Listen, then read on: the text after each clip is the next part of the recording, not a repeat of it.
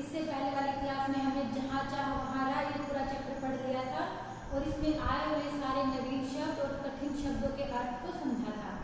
आज आप लोग इन सारे शब्दों के अर्थ को फिर से समझेंगे और इसको हिंदी में लिखेंगे। पहला है हमारा मलमल। मलमल क्या होता है? विशेष प्रकार का अत्यंत मुलायम कपड़ा।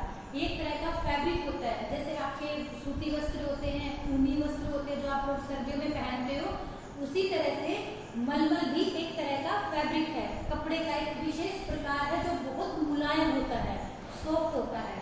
उसके बाद है टाका। टाका कहते हैं हाथ की सिलाई। आप लोगों ने घर में देखा होगा, आपकी मम्मी या दादी जो औरतें होती है वो सुई धागे से टाका लगाती हैं, उसी को कहते हैं हाथ की जो सिलाई होती है, हाथ से कोई चीज सिली जाती है उसको कहेंगे टाका, हाथ की सिलाई। अनूठी।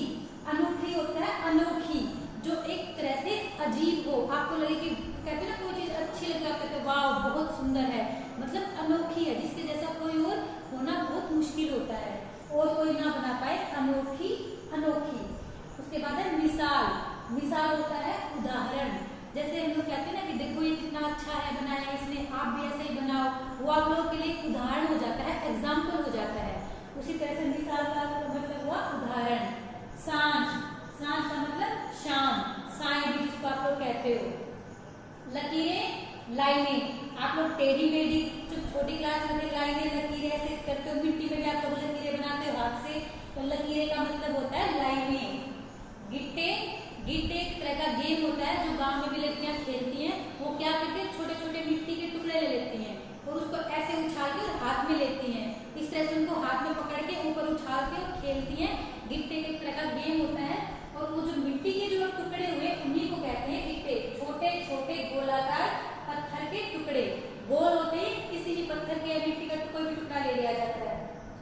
उसके बाद है ठीकरे। ठीकरे का मतलब होता है मिट्टी के बर्तन के टुकड़े। आपने देखा घरों में मिट्टी के बर्तन होते हैं, मटका भी मिट्टी का होता है जिसमें आप लोग पानी पीते हो, अगर वो टूट जाते हो बर्तन तो छोटे छोटे आप लोग बना लेते हो खेलने के लिए, जैसे पिट्ठू गेम में आप लोग बनाते हो, छोटे छोटे पत्थर के टुकड़े लेंगे और उनको ऊपर नीचे रख के बॉल से मारते हो, तो वो जो ऊपर नीचे आप लोग रखते हो जो मिट्टी की वो होती है ठीकरे, उन्हीं को कहा जाता है मिट्टी के बर्तनों के टुकड़ों को। अगला शब्द आया था हमारा निराश। निराश का मतलब होता है उदास। जब आप लोग कई बार दुखी होते हो, आपको उम्मीद नहीं होती, उसको हम कहते हैं, उस कंडीशन सिचुएशन को कहते हैं निराशा। तो निराश का मतलब होता है उदास, दुखी। बुहारना। बुहारना मतलब झाड़ू निकालना। जब फर्श बुहारते हैं, सुबह सुबह हमारी मम्मी निकालते हैं ना झाड़ू, वो फर्श बुहारती हैं, मतलब झाड़ू निकालना, साफ करना। तरकारी, सब्जी, जो आप लोग सब्जी खरीदते हो मार्केट से, उसको तरकारी भी कहते हैं हिंदी में। तरकारी, सब्जी। सब्जी में आधा बाधा, जल में बड़ी की मात्रा। ये सारे शब्द कैसे लिखे हुए हैं, इनकी मात्रा का विशेष ध्यान रखना है और उच्चारण का भी ध्यान रखना है सभी बच्चों को। तख्ती। तख्ती होता है लकड़ी की पट्टी, अभी नहीं आती, पहले क्या होता था, लकड़ी की पट्टी होती थी, उसको मुल्तानी मिट्टी से पोत दिया जाता था, सूखने के बाद दीवार में शाही से लकड़ी की कलम लेके उसके ऊपर लिखा जाता था। अब आज के स्कूल में ये नहीं है, तो तख्ती होती है लकड़ी की कोई भी पट्टी। फुर्ती से, तेजी से, जैसे इला बहुत फुर्ती से काम करती थी, मतलब फटाफट जल्दी से तेजी से काम करती थी। दंग रहना, हैरान होना। आप लोगों को कोई अच्छी चीज दिखती है, आप कहते हो देख के एकदम हैरान रह जाते हो, शौक हो जाते हो, दंग हो जाते हो, मतलब हैरान हो जाना। आप लोग सरप्राइज जिसको कहते हैं इंग्लिश में। घुटने टेकना।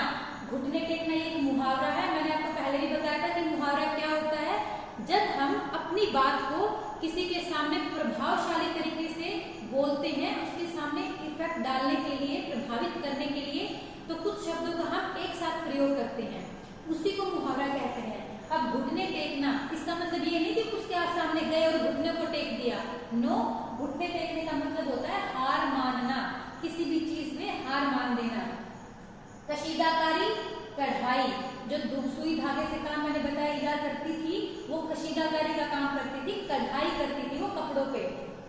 ठान लेना, पक्का मन बना लेना, या फिर कह सकते हो निश्चय कर लेना, दृढ़ निश्चय जिसको भी आप कहते हो, ठान लेना, पक्का मन बना लेना कि ये तो मैं करके ही रहूंगा, वो आपने मन बना लिया, मतलब ठान लिया। धैर्य। धैर्य का मतलब होता है हिम्मत, ताकत, कहते धीरज रखो, सब कुछ सही हो जाएगा।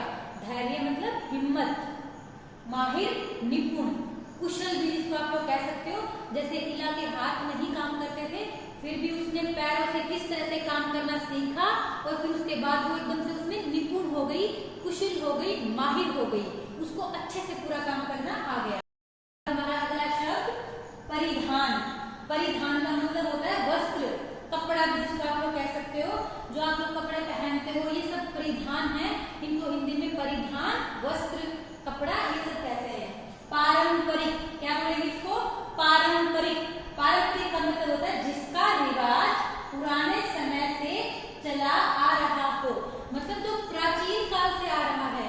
कुछ चीजें होती है ना, कुछ प्रथाएं होती हैं, परंपराएं जिसको आप लोग कहते हो कि ये चीज तो शुरू से लेके आज तक वैसे ही चली आ रही है, उसको कहते हैं पारंपरिक। उसके बाद है कुदरत। कुदरत का मतलब होता है प्रकृति, आपके चारों तरफ का वातावरण, आपके चारों तरफ आप जो चीजें देखते हो, पेड़ पौधे, घर, सड़क, पशु पक्षी, ये सारे आपकी प्रकृति का हिस्सा है।